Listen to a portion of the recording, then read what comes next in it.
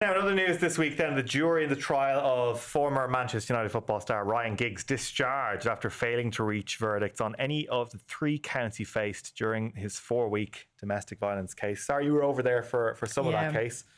Yeah, I was there last week. I know I'm not surprised that they struggled to reach a verdict. Actually, I think I was saying this to both of you last week. It's a very complex situation. There was an awful lot of evidence given to the jury, and like when they were charged, I remember thinking I would not want to be on that jury.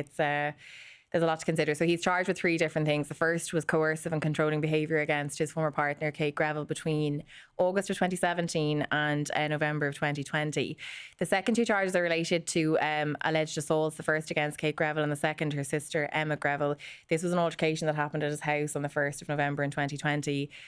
Basically, they had a row over a mobile phone. She had confronted him in a hotel, the Stock Exchange Hotel in Manchester, before they went home that evening over alleged infidelity, screenshots of text messages. They'd had a bit of a row about it.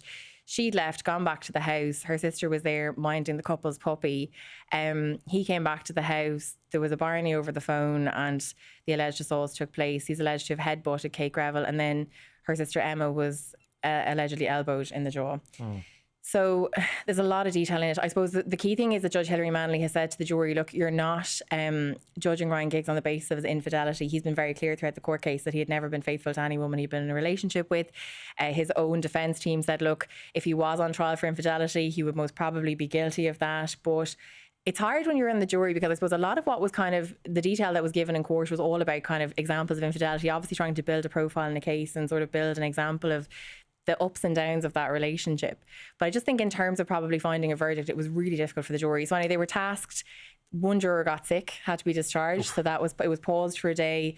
The juror was discharged, and it was a bank holiday in the UK. They were back in on Tuesday. They were told the judge wanted a unanimous verdict. They couldn't reach that. They were told they could go to a majority.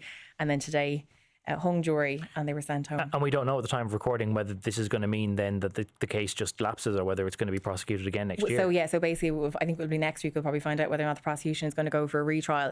But if it does go to a retrial, I think it's June of next year before they can get a date to go through that. It's a long Ryan Giggs was in court the entire time through this whole thing. He was sitting there, kind of 2 feet away from all the media with his team, sort of waiting for an answer. You could definitely see that it would take its toll, and I suppose any kind of waiting like that does have an impact. But so it'll be interesting to see how it plays out the next week. All right.